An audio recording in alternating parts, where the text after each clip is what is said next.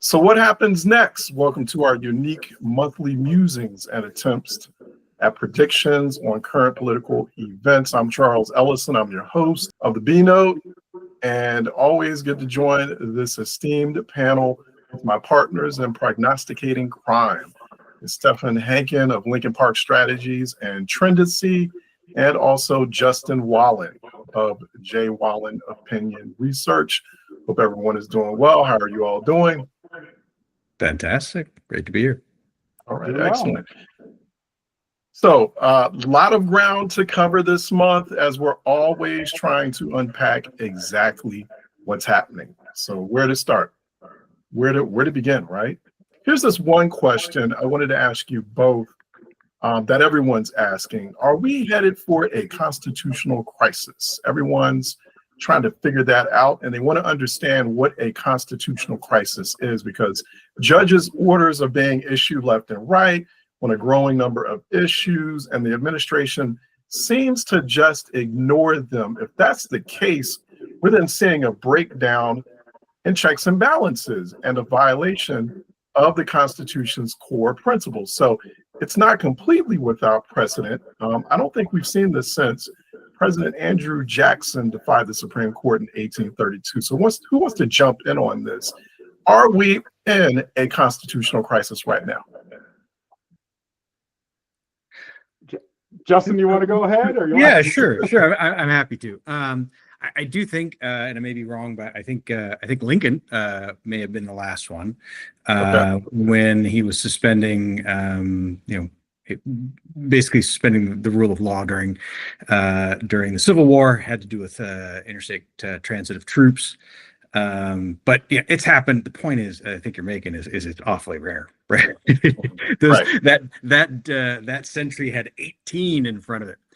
So, and those were Supreme Court rulings. What we have now, and I believe you're referring to the administration's kind of they're disputing the nature of orders and so forth with some Nicaraguan refugees. El Salvadoran, Nicaraguan? I'm screwing it up somehow. The administration, I'm so sorry for that. Not intentional. Sent back a group that they said were pretty dangerous folk, MS-13 or some associated gang, and they deported them based upon that. However, there was a judge ruling that said that something else had to happen before they could be put on that flight and taken off. The administration, if I remember correctly, says something along the lines of, well, they were already in the air, which wasn't really true. So then there's kind of a tit for tat. I'm trying to think of other ones that are kind of as stand out as that, but that seems to me to be sparring between the administration and the judiciary. It is not a constitutional crisis in my mind. If I were to contrast it with such suggestions as impeaching a Supreme Court justice, which was made, with Kavanaugh, those suggestions were made by congressional members of Brett Kavanaugh during his confirmation. If I were to contrast it with let's change the structure of the Supreme Court because we're unhappy with their rulings, meaning let's add more members who agree with us. Those to me are constitutional crises. These are spats, and they will be ultimately figured out legally. The president does not have the authority to ignore justices nor the Supreme Court ultimately, but he sure seems to be testing the boundaries, and we'll see how that pans out for him. And Stephen, what do you think? I mean, is the president just testing the waters? No, I mean, I have I'll call it a more pessimistic view of the situation than Justin. So I think if we're not there, we're like towing the line of the crisis, right? And we're seeing this happen time and time again over the last month, if not even before that, where judges' orders, and why I'm kind of like, oh, we're either there or over the line, is there hasn't been the full flagrant, we're ignoring your orders, but they're getting real close. And to your point on the intro, Charles, our system is based off of checks and balances, and this three-legged stool. And there's also a lot of, there's the laws, and then there's these sort of gentleman's agreement that we're following the laws, right? I mean, like the wooden fences that keep cows in the pasture. If the cow one day wakes up and is like, I can walk through this fence and we can all be free, the fence doesn't do all that good. So, and now the balance of powers is similar in that, the judicial does not have an army. The judicial branch does not have armed guards, that are under their purview. I guess you could say, there's some marshals in courthouses and stuff like that. But in general, it's their word, and the agreement is we're going to follow what their word is. And right now, it seems that the administration is getting very close to, if not has not already, with this flight to Costa Rica, been like, we are not going to listen to you. I mean, this is the Andrew Jackson. Historians have like some question of whether he said it or not, but basically like looking at the Supreme Court and say, what are you going to do about it? So, we're right there. And right now, we have a Congress that is unwilling to use any of their power. And if the judiciary is not listened to, then we're in full blown crisis mode. Yeah. I mean, so that was my next question. Like, how do you enforce all these orders? Because it doesn't just seem like that deportation order that seems under question, right? There are other orders that have been issued since this administration started, right? And there was a flurry of executive orders, and there's been all sorts of challenges, legal challenges against those executive orders, and it's just kind of confusing right now what we're seeing. A flurry of executive orders, a flurry of court orders, no means of enforcement.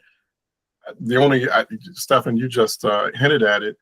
I mean, unless the courts were to use the full force of the U.S. Marshals Service, but that's under the jurisdiction of the Department of Justice, and look who runs that right now. So I don't know, Justin, it's a gentleman's agreement, but if it's a real court order and they're not following it, how is it enforced? How do we get any confidence that the administration is going to enforce it or follow this gentleman's agreement?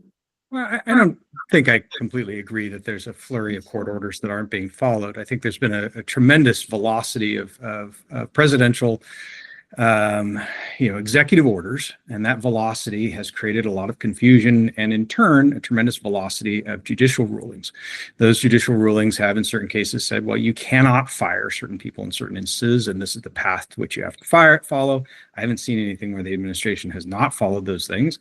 It creates confusion. It creates stagnation of action for a period and pivoting. But ultimately, what this is about is it's about forcing law to address these questions that the administration is bringing out, because there is a tiered system of law in this country. A lower court, even it's called superior court, is subject ultimately to the Supreme Court. And I believe the administration is intending to push those ideas and concepts that it is, as Stefan said, and you recognize, they're not stepping over the boundary necessarily. We think maybe it could be argued they are, but they're tiptoeing right up to it. They're trying to force these issues straight up that ladder to the Supreme Court to get actual definition. That may not be such an ignoble goal. I don't think anyone's suggesting ignore the Supreme Court. I think what they're suggesting is let's fight through the court system in the way the court system is structured to accommodate. And ultimately, those decisions will be adjudicated and litigated at the Supreme Court level. So, I think the velocity sometimes is unsettling. I get that. But I do not see any ultimate desire or requirement to effort to ignore the law of the land as a whole. Tiptoe right up to it, knock it around a little bit, see how far you can get. Absolutely. You can question that and discuss that in terms of diplomacy and general governance. Is that a good thing? That's totally fair. But are people simply looking at the judiciary and saying, "I am ignoring you"? I don't see that. Yeah, what's your perspective on? Thanks, Justin. What's your perspective on this, Stefan? But still, is that still a little bit troubling to even want to test something like that? checks and balances? I mean, especially with some of the right, there's some things where you could argue like, look, this is what happens, right? People sort of test it, see how far they can push the envelope. But then there are other things where it's like, look, the fact that there have been executive orders now naming, I think we're up to 3 privately held, privately owned law firms that are now, the President of the United States has issued an executive order saying that, basically they're enemies of the state. Or that we see the complete lack of due process for the people who were flown down to El Salvador. And I am, from all reports, I am not saying there are not a bunch of really bad dudes in that group, but like, we don't know. And the only reason that they're on that plane is because the administration is telling us that they are bad people. And even the Secretary of State said, there might be someone in there who's not actually a gang member, but they're probably here illegally anyways, and they'll just get sent to Venezuela or whatever example he used, right? And then, and then we all, so it's incredibly troubling to sort of see if this isn't just sort of like well, this is our interpretation of the law, so we're gonna like sort of test it out and see what the courts say. This is like, we're fully flaunting it, and I mean, to Justin's point, right? Like, at least as far as we know, there hasn't been a full, we're not listening to you judiciary. But the fact that they couldn't name who's the head of DOJ in the courts, the DOJ lawyer wouldn't share any information on the flights or who was on the flights with the judge, even though the judge was like, we can do this in private chambers, we can do this in a skiff, like whatever you need to, wherever we need to go for you to tell us. And we're like, we're not going to tell you that, right? Again, so it's like, is that fully flaunting the judiciary? Like, maybe not, but it's getting real damn close. So you raised a couple of terrific points. If I may, I'm sorry, Charles, please go ahead. Go ahead. No, go ahead, Justin. No, that's good. You said I was making good points, so let's listen. No, you pivoted right into the things that I do. Gotta hear it, right? You pivoted right into the 2 things that I do find troubling, and one is due process in terms of deportations. And I think we may talk about this a little bit later, but there's a student in Colombia who's perhaps the poster child for this. The government has a clear reason to question whether his green card should be retained. He's not a U.S. citizen. The last time you gentlemen were at a citizenship ceremony, which I know you've been to, I certainly have been. Was there last year with my fiance. You take an oath, and that is not to support terrorist organizations. Hamas is a terrorist organization. So if you are a student here in a green card and you are saying I support Hamas, turns out that's against, you can't do that. And the country has every single right to not allow you to continue your visitation visa. As a U.S. citizen, you have that right to do it until the end of time. Cannot take up arms, but you can certainly say, I like these folks. There's a difference between a citizenship's right and someone who's visiting, right? However, due process matters.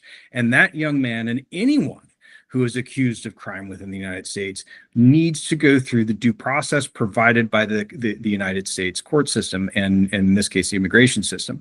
And that's what Stefan was alluding to with that plane flight. If any of this has not been done, it is a black eye on America. And we need to make sure that everyone is given their due process. That is as core to the American way of being as anything possibly imaginable, as free speech itself. So I do worry about that quite a bit. I hope the administration is exercising greater caution and trumpeting the value of that due process. It may take a little bit more time. It may be a little bit frustrating, but it is worth every single moment of it. The second is this form of, sorry, Charles, please. No, go ahead. Oh, well, I wanted to ask you before you go on to that second point, Justin. So definitely law and order and due process is important. How much does optics, public opinion factor into all of that? Because the general public not a lawyer, not knowing a whole lot about due process unless they face a personal situation where they're being arraigned or convicted. So how much does optics play in this? Because it's like the administration knows that using the Alien Enemies Act, right? They're giving everyone the impression that they're arresting, jailing fairly bad guys, as Stefan called them, criminal gangs. The public's going to want this done. They're going to want that deportation. How does that factor in all of it? Well, I'm afraid that public sentiment runs in contrast to what I feel is in the best interest of the country. Public sentiment will align with what you just described. Public sentiment will align with, if you have an image of a bunch of men covered in gang tattoos with shaved heads, with all those signals that we all know are of a particular form of lifestyle that isn't very nice. Those Americans are going to look at that and say, yeah, this is exactly what we're talking about. This is exactly what we want out of our borders. They should never have been here, and there should be just short shrift with them, period. However, I don't think there's an American alive who would say that they don't deserve due process, but that will not be seen.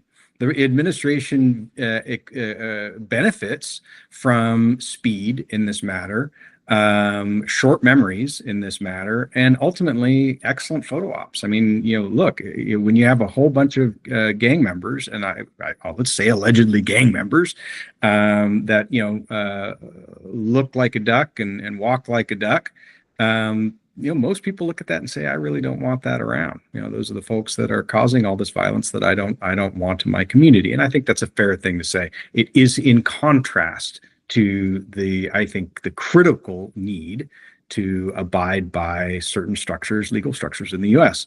And that goes to this other thing of lawfare. And I do think we're seeing lawfare raise its head, what Stefan was talking about in terms of the administration leveraging power against private organizations like law firms and so forth, who have chosen to defend people who have been within the sights of the federal government. The illustration that was posed at the beginning of this conversation of the DOJ attorneys refusing a general's order to say who was on a plane or, how this is structured. This is more common than it's not. Our federal government has unimaginable power over people like us, anyone else other than them.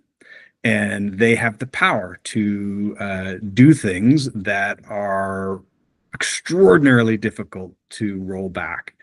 I was critical of the lawfare that was undertaken during Biden's administration. I think that stuff was clear. It was evident. The American people largely rejected it in terms of Trump. I think we had this conversation several times in terms of, you have a prosecutor who has tried the 100th case against the president and one finally stuck. Why isn't his favorability changing? Well, ultimately, the American people saw the vast bulk of those things as being really shades of lawfare. And they reflected what happened throughout the entirety of his first term. At first, remember, Ukraine was the devil. Ukraine was the president was in the back pocket of Ukraine. Apparently now Ukraine is all staffed by heroes and patriots. But at the beginning of President Trump's term, Ukraine was corrupting President Trump, and so was Russia. It turned out that was all nonsense. It was all made up stuff, and it's been disproven. And even the New York Times has disavowed itself of it. The point being, there's an ebb and flow, the perception of truth, and law matters. And I am very concerned when the president chooses to what I think it's hard not to see this as through the optics of lawfare, what he's embarking on, and that worries me. Yeah, go ahead, Stefan. I was just real quick, and this kind of goes into, maybe constitutional crisis is not the right phrase for this, but it goes into the same bucket in my mind, where it's like, look, the founding fathers kind of understood that the public en masse is like, individuals are rational human beings, groups and mobs are not, right? And they set up the system where it's like, look, you have the House that is supposed to be sort of more representative of the people, right? It's going to be reactionary. It moves quicker. They wouldn't say move quickly and break things, but it's like, that's sort of the House's job, right? Like, we're going to be very reactionary. And then you're supposed to have the Senate that slows everything down, deliberative, equal representation for all the states, and then those two are supposed to balance it out. Then if they can come to an agreement, now it goes up to the president. That's how laws are made, right? And so right now the White House is sort of using the reactionary power, and God, I hate saying it, but they're doing a very good job, right? Because they are picking examples of it's hard to say this is bad, but the premise of why this is bad is look, it's it's this poster child of bad things, right? It's like these gang members, tons of tattoos, did all these bad things. Or is it Mahmoud Khalil, who's a student from Columbia? Khalil, yeah, Columbia. It's real easy to dislike things he said, things he did, all that kind of stuff, right? But it's like, but if they're using this to test the waters and they get the green light, like what's next, right? So, and these 3 law firms got named, and if that nothing happens there, what's next, right? Like what's the company after that? Like who do they go after there? And like the free speech is a beautiful thing, and it's real easy to defend plain vanilla free speech, right? Where you're not saying anything that's pushing the boundaries or anything like that. Where it's real hard to defend is when people are saying things that just makes your blood boil and you hate. But like that's what these freedoms are, right? Like you are defending the things you might not like, but it's important because it is bestowed upon all of us, and we're pushing boundaries on that right now, which I think ultimately, at least personally, is where this is just frightening. Yeah. And go ahead, Justin. just to put a lid on that, I mean, this was enshrined in our founding fathers. I mean, John Adams defended the British soldiers who massacred Americans, at the beginning of the birth of our nation, and did so because it was the right thing to do. You must defend those who are in need of defense, whether you agree with them, you disagree with them, or if indeed they have done something absolutely horrifying. This is American. This needs to be held dear. Just real quick, going back to that question or that conversation about the impression of Biden lawfare during his administration against President Trump. I mean, go back to January 6th. I mean, clearly there's 14th Amendment, Section 3, right? So anyone who's engaged in insurrection cannot hold elected office again. 18 U.S. Code, Section 2383. It also suggests that, not even suggests that, it's fairly explicit about that. These are explicit, not just sections in the Constitution, but also in the U.S. Code. So something to explore later. Okay. Your premise is based on an acceptance that it was actually an insurrection, which I wholeheartedly reject. Really? Okay. Yeah, I don't agree with those folks. Yeah, we have to have an episode on that. I don't agree with those folks out there on the ground. They behaved abominably. But listen, if that was an insurrection, it was the least effective insurrection on the planet. I mean, really, that's the best they can do. Give me a break. The BLM protesters burned down the police burned down police stations throughout our nation, did a better job of insurrection. I don't think they were insurrectionists either. They were just more effective at destroying property and endangering lives. We can do another episode on. Let's do another episode. We got other stuff to talk about. But okay. I will say I disagree with Justin on this one, but we will discuss that later.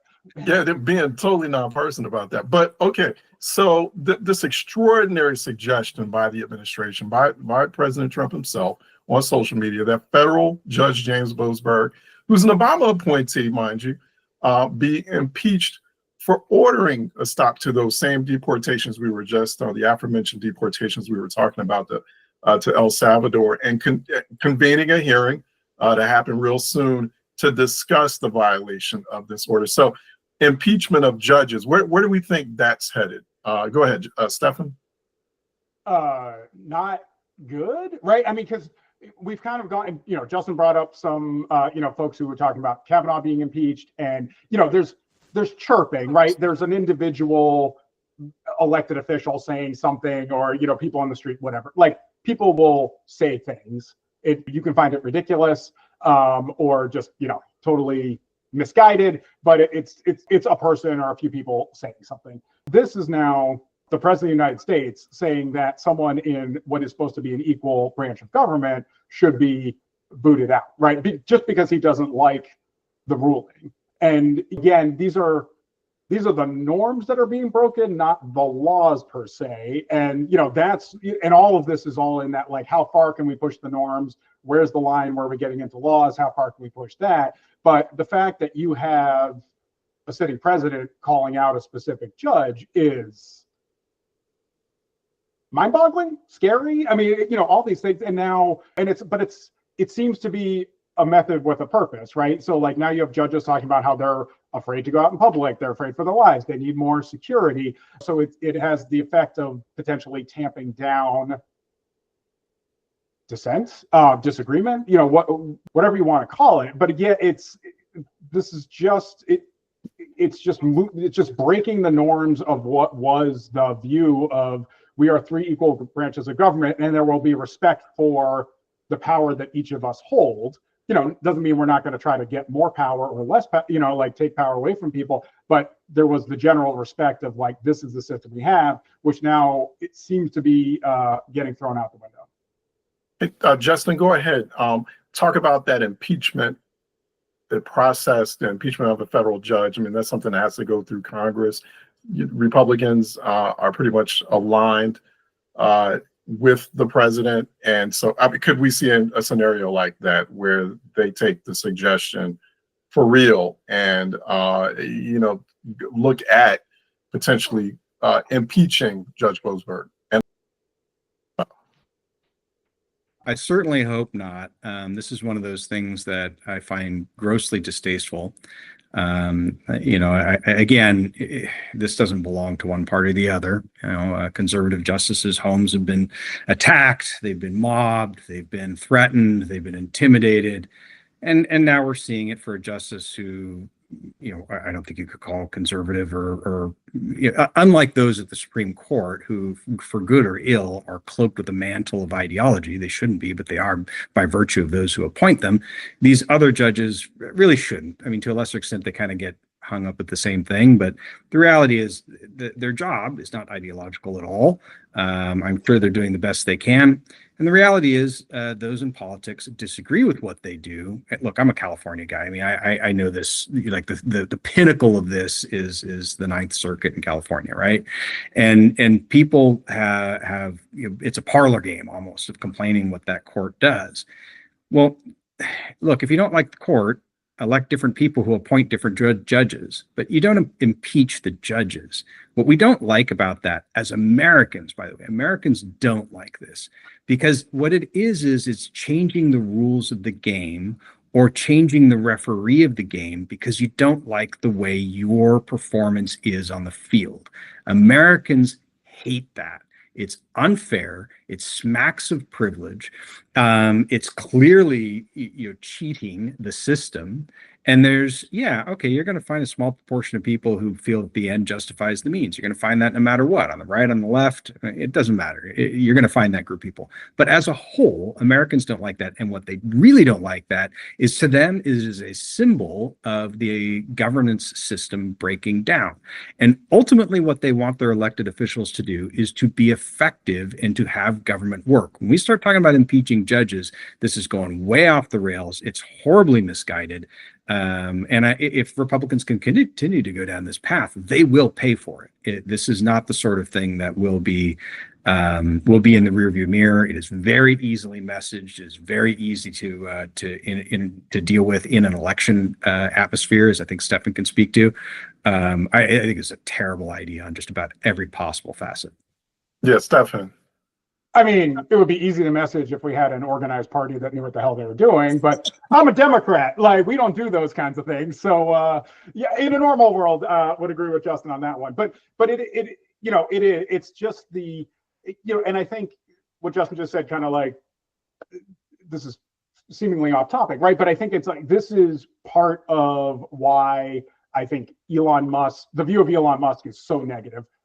Besides the fact that, personal opinion, he's a complete asshole. But, it's also like, and the way he goes about it, but it's also the like, look, you don't even have to like make a bank shot to understand how so much of what he's doing is benefiting his businesses and his contracts, right? And that rubs people the wrong way. And, and I think, and Trump has done a very good job over the years of channeling the anger against, the elites and the people who are talking down to you and things like that. Democrats' version is oddly like getting to a same place, but from a different angle, right? Where it's, the wealthy and people who are taking advantage of the system. But like ultimately at the end of the day, people dislike when the rules are tilted against them. And they certainly dislike anyone who changes the rules midstream.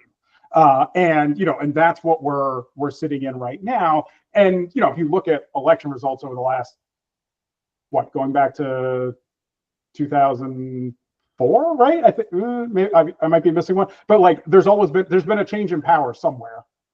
I might have missed one year where there wasn't one, right? But like one chamber or the White House had switched parties. Like clearly, like Americans are not happy, and I don't see how any of this endears Trump and Republicans to voters, with the caveat of if anyone's going to screw this up, it's going to be Democrats. But I mean, they're going to have to work real hard, although they seem to be trying to really screw this up.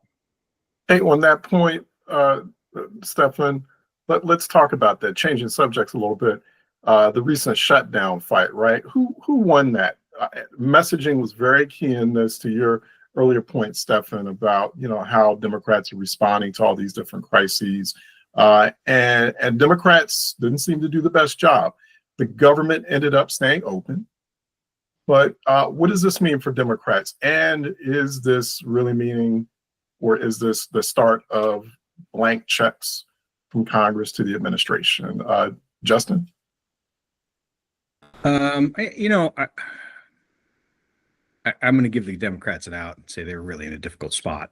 But I also think that you do not win with the American public when you shut down the government.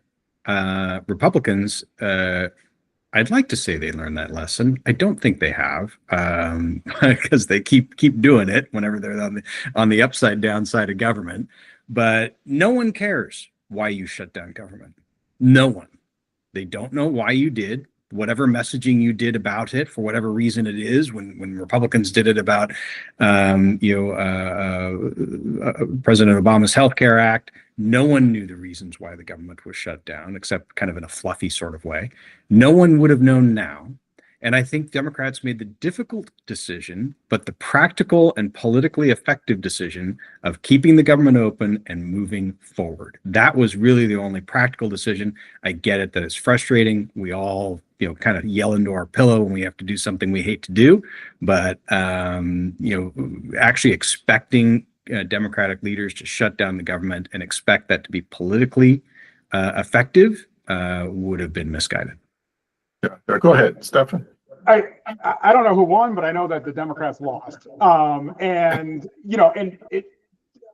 I'll say, sort of taking Justin's point, right? Like, I mean, certainly between a rock and a hard place, and ultimately shutting down the government is something you really shouldn't do. But it's the way the situation was handled that was just the big failure, right? So there was barely any talk pre the House passing it of what it would take to get Democrats to come to the table, or what they would vote for, right? And I think that would be pretty clear, right? It's just look, we want a clean CR. You all are in charge of everything. You want cuts, you want to do all this stuff, do it through the budget process, but like you failed on that, so let's just get the CR. You do that, we'll come to the table, we'll sign it. Then even if you're not going to do that, once it was kind of clear that it was going to get through the House, or there was a decent chance, the fact that Schumer, leader of the minority leader in the Senate, wasn't out there like setting the table of what was going to happen, right? So it's like Schumer had come out originally and been like, here's the deal. Like, Democrats don't shut down government. We're not going to do it. We won't filibuster this thing, but none of us are voting for this piece of crap bill. You own this. This is all you. That would have been different than, yes, we're going to filibuster. We're standing up. We're fighting. And then 24 hours later being like, hey, never mind. Because now he caved. Now it looks like, Democrats aren't fighting. They're not doing the thing. And, and also understanding that there is a base that is beyond pissed off and wants someone to fight. And this came across as zero fight. And, and then it's also like, clearly I can go on for hours on how bad the Democrats are. But then it's also like, now the headlines are Democrats vote with Republicans to pass the bill. And it's like, really not what, right? Like, Democrats voted to not for cloture, to not, but it's like, if you would just set the table of like, look, this is a Republican vote, we're just not standing in the way, the headlines would be different, the feeling would be different, and you could have come out that with an actual potential win, even with the same outcome. But now we have the outcome that isn't really helpful, which arguably could be better than shutting down the government in the big picture, but then also the messaging loss. So it's like loss versus trying to get anything out of the situation, which we failed miserably at. Yeah, shut down already has negative connotations, like shut down the government. Nobody in their right mind wants that to happen. Public confidence in government already low, correct? So it's just, really tough messaging, a challenge there. Republicans were simply like, we want to keep the government open. Democrats they're in the way. They're a barrier to that. Democrats, on the other hand, are like, well, morally, it's not right. Republicans are doing this and that. Our arms are kind of twisting. It just didn't seem like they had a clear message on that. Or recently, this class that I'm teaching of high school age students on civics and government media literacy, all around, during the shutdown episode, before really intense negotiations, before the deadline, they were all saying, Democrats have got this, but then after the shutdown was resolved, 100% consensus, Republicans won the messaging game. It was a really interesting moment for like 16 to 18-year-olds to have that view who are watching that closely. So it's an unbelievably tough challenge for Democrats. Real quick, Stefan, I want to go to this. Speaking of Democrats and some of the challenges that they're faced with, questions over their leadership. They can't develop any consensus around their leadership. They seem disunified, and they can't seem to respond with anything effective against Republicans. Justin, I want you to jump in on this after Stefan. Other than, I don't know, throwing insults, kid-like. I'm just going to say it as it is. Throwing kid-like insults, calling people names on social media, or doing dances, Kendrick Lamar dances on social media. It's just it's a bit ridiculous. I don't know, Stefan, I want to get your take on it, and then I'll go to Justin. Justin, get comfy. I got at least an hour of complaining on this question. So go get a drink. Go do what you need. No, I mean it's terrible, right? And like, all right, namaste. Gonna find my someone having this, but it's like they handed us the playbook, right? Project 2025. This is what we are going to do, and we have no answers. We have nothing. We have paddles at not the State of the Union, whatever, the address to Congress, where, hey, what is that? Like that is not opposition, right? And Hakeem Jeffries, who's the minority leader in the House, I was like, wasn't a fan of, like, I wasn't feeling much out of there. But then, when you have Schumer, it's like, well, Jeffries is looking pretty good. I mean, I think there's some individuals out there who are doing an okay job, but there is no clear message. There is no clear plan. Everyone's kind of a little bit doing their own thing, and it's, it is not working. And like, most of the arguments are around process and things that Americans do not care about, right? Like, we should be out there focused on, A, this is why this is bad for you as individuals, and B, here is what this world looks like if Democrats are put back in charge. And not like, oh, we're going after the billionaires, or we're going to pass this law, that. It's just like, this is how we are going to make life better for more Americans. And you focus on that, and you talk about nothing else. And like, it is tough because they're just flooding the zone, right? And like, they're just the amount of volume that's coming in, it's very hard to react to. But you gotta pick that, like, this is the vision, this is what we're going for, and stick to that and start focusing on that, and put the paddles down and start actually doing something. Yeah, Justin, your researching opinion on this. What do you think?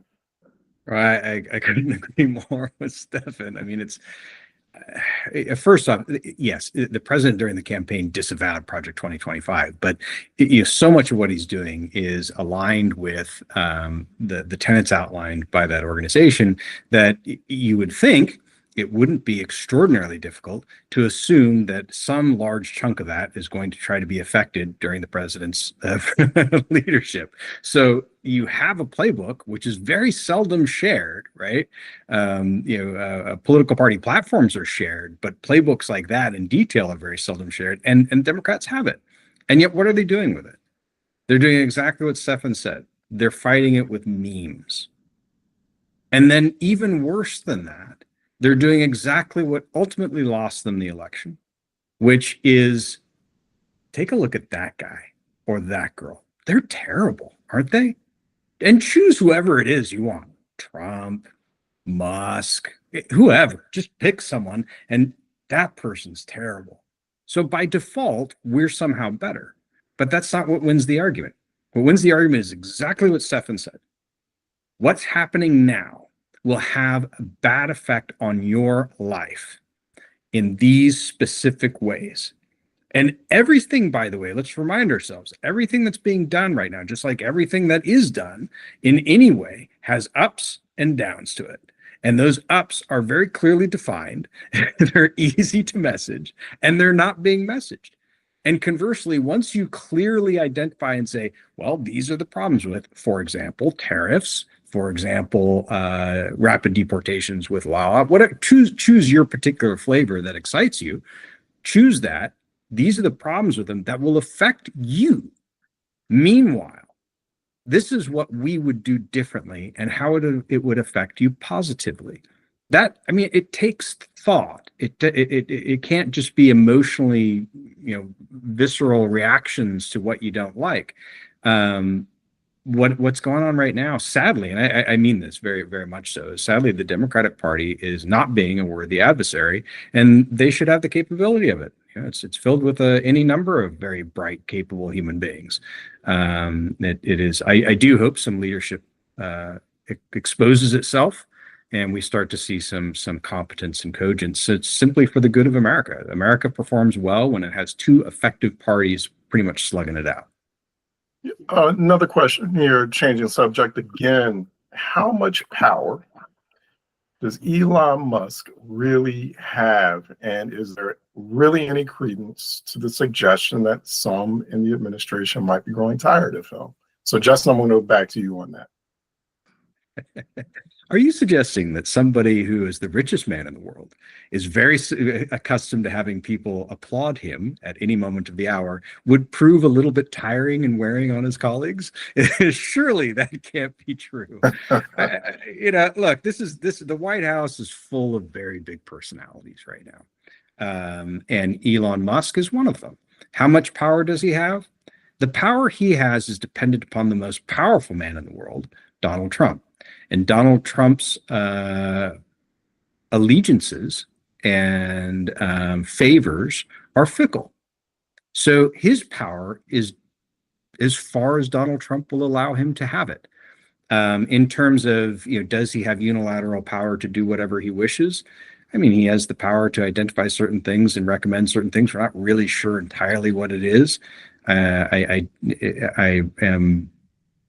I am convinced that Elon Musk is hardly the specter of horror that he's presented, but lack of a cogent argument, he's an okay proxy for Democrats. But let's face it, just going back to our early conversation, it's pretty ineffective. Railing against a human being isn't really going to be terribly effective. How long will he stay? I don't know. Could be the entire term. It's these things are very difficult to determine. They depend entirely on personality, as opposed and less on results, which is an interesting situation. Yeah, it reminds me of a season of Paradise with a town of 25,000 hunkered down in a bunker-like place, and the billionaires controlling the president after the destruction of planet Earth. So interesting.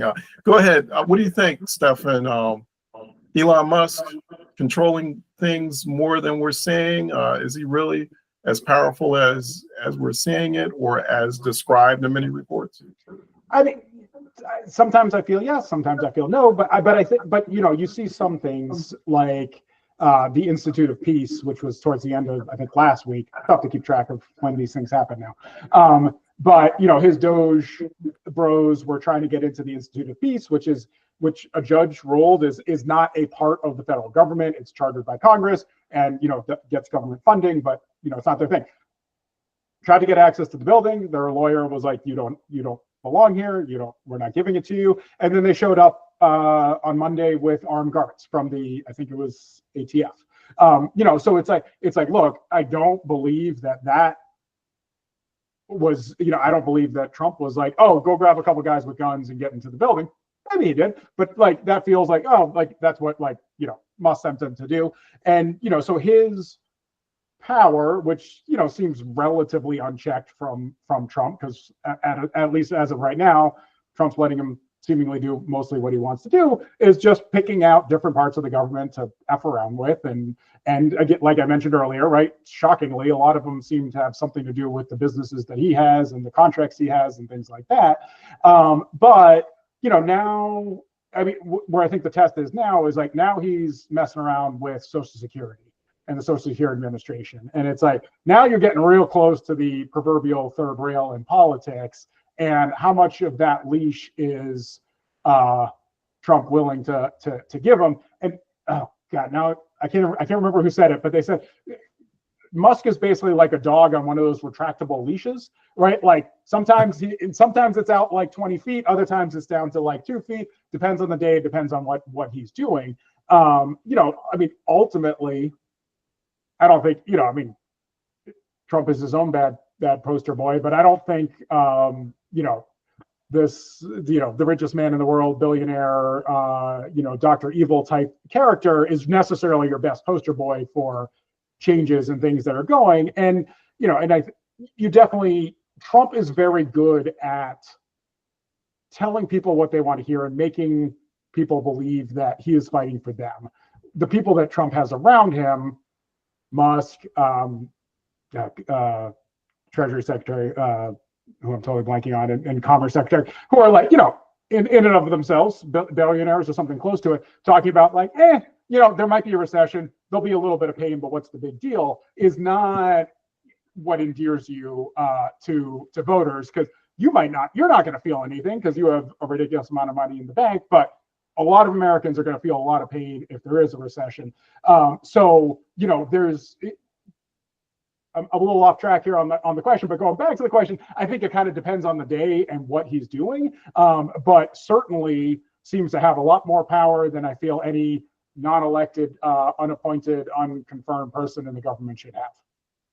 Yeah, rewinding a bit back to that conversation on Mahmoud Khalil at Columbia University. So there's been a lot of conversation on how much the administration is controlling discourse, curriculum, and intellectual conversation on college campuses. The threats to funding are being carried out. The dismantling of the Department of Education might have a chilling effect. We don't know yet. DEI, or diversity, equity, and inclusion initiatives, are being pulled due to administration threats. So I have a daughter who's currently a sophomore at a top-ranking public university, and she is watching this unfold at real time. It's a bit uncomfortable for students and faculty and administrators. How far does it go? How far do we think it goes, Justin? Well, when you are in a public institution, you are subject to the governance of, whatever body oversees that. And in this case, if you're receiving federal dollars, then you are subject to it. There is a small school named Hillsdale College that at some point decided that they'd had enough with being told what to do, and they wanted to pursue their own curriculum, and so they refused federal dollars, even under great pressure from the federal government that they had to take it. But no, sorry, we're going to teach what we want to, and you can stick it in your ear. And they've done that for decades now. When we look at all these other institutions, they have that same choice. They're not forced to do anything. They're forced to do something if they want money. Let's look at Columbia University for a second and just do a reality check on the federal money that they receive. This is money that you and I give. It is extracted from us. We give it. Now, we live in a voluntary, self-report tax system, but we give a significant chunk of the value that we create to the federal government to do things with it. One of the things they do is give an institution that has a private institution that has a $14.8 billion endowment that charges its students depending on whether it's, they're paying for food and housing or just paying tuition, between $72,000 and 90 some odd thousand a year for an 18, 19, 20, and 20-year-old person. This is not an organization that seems to require, since we're talking about billionaires and their nice livelihoods, this doesn't seem to be an institution that can't afford to invest in the kind of research that it wishes to do, the kind of academic efforts it wants to do. It can do that. It's just really nice to have someone else pay for it. So let's put a little responsibility on our academic institutions, which for the past 2 decades have continued to make achieving a 4-year degree ever more unattainable, or you walk out with an extraordinary burden of debt. These are not saints. I'm sorry. I have these educations. I have an advanced degree. I spent my own money on it. I clearly see the value in it. But as the years go on, that value is diminishing. And I think these educational institutions need to recognize that, and also recognize, no, you're a free institution. If you don't like the direction you're giving, if you do believe in DEI, then by God, stand by your guns and refuse that money and say, stick it. I'm going to be this because I believe in it. They said that for years while they were getting, hundreds of millions of dollars. What now? Now you're not going to say it anymore? Ooh-wee, this is not exactly noble ventures on our higher education efforts. I'm honestly just disgusted by our higher education efforts in general. Larry, what's your view on this stuff? Well, I think you can agree with what Justin just said, and let me put myself at 70% of what he said. I agree with. 30% I'll take an issue with. But even if you agree 100% with what Justin just said, this goes back to the changing the rules midstream, right? So this isn't, hey, we're not renewing your contract, or we're not renewing this grant when it comes up next year. It's, this money was already promised. This contract is halfway through. We already told you this was already approved, and now we're refusing to pay you, and we're taking money away from you. It is design chaos, and it is changing the rules midstream, which is just never should happen. And the Supreme Court ruled 2012, 2013, right, where they said, no, Obama administration, you cannot tell states they don't get this Medicare or Medicaid money if they refuse to to do this part of the ACA. They said the government cannot hold money back as a punishment for not doing something. So, I'm sure most of this, this is going to go back to the Supreme Court, and it will be interesting to see if they stick to their guns, or if they, if they go back on it based on who's in the White House. But to Justin's point at the end, I 100% agree with University of California system, kind of shame on you, right? I understand, you're scared of losing a lot of money, but coming out that we're not going to put diversity statements on our hiring practice is it goes against everything you stand for. It goes against what the voters of your state are, a majority at least, are supporting. And for what? For short-term scare, nervousness that you're not going to get, some grants are going to get pulled away. And yes, that is going to be not good, but you at some point in time, you got to stand up and be no, we are not doing this. We are not bending the knee. And because let me tell you, University of California, you're still probably not going to get the grants regardless of what you do. So now you're Chuck Schumer. We're going to get the bad thing's going to happen, and we're going to look like feckless leaders on the road to the bad outcome that we don't want. Hey, real quick, and I know we got about several more minutes. I'm hoping we can get those several minutes. Another subject, reports that the administration leveraging its power against various organizations and institutions that are seemingly aligned with the Democrats and other liberal causes. And so that includes nonprofits, fundraisers, law firms, and others. So recent Atlantic article I was reading where the writer suggests that Trump has, quote, an insatiable appetite for revenge. So is that what this is, Justin? How are we seeing this play out? Is it a revenge strategy? It appears to be that, and I think it's probably evident by now that I don't reflexively view the administration as behaving negatively, but this is something that worries me, and it appears that the president is targeting, and his administration is targeting, certain organizations simply because they don't agree with him ideologically. I think it's a very bad idea. Now, clearly, there's a difference between that and taking a closer look at nonprofits who have gotten a free ride under the nonprofit status, and at the same time have vocally supported, terrorist organizations that do really awful things around the world. Again, organizations like Hamas. This is, there's been an ongoing wink and a nod and a look the other way towards these organizations, and I think it's high time that stops. I think that's perfectly fair. On the other hand, when you are targeting individuals and businesses and nonprofits because they disagree with you and do so vocally, or defend people, like a law firm that of someone who disagrees with you, maybe even to the point where that someone who disagrees with you has done something idiotic. We're going to see a lot of this, by the way, with the people who are running around burning down Tesla dealerships, which, again, I mean, please, let's please try to do something effective with our time. I mean, it's less than effective. It's just idiotic profoundly idiotic to do such things. But those people should be defended, and they shouldn't be punished for defending them. These are the things that I think is a problem. I was hoping when Trump said, the best revenge is victory, I was hoping that would stand. I think that's good for America. I think it's a good thing in general. And I also think Americans like that. They don't like this sort of thing, even if, maybe next week I look at it and say, you know what, my perception was wrong. I didn't really understand. It doesn't really look like this kind of iteration of lawfare. If I misperceived it, there's a pretty good chance that other American voters are misperceiving it too. And that's a very, very dangerous road to run down. And I think it's bad juju all the way around. Yeah. Go ahead, Stefan. Yeah, no, agree. And I mean, it's not even like the slippery slope. It's like we're here, right? So it's like, what's next? And then, and even if you're like, wow, what's the big deal? You're going after Act Blue or whatever, like, screw them.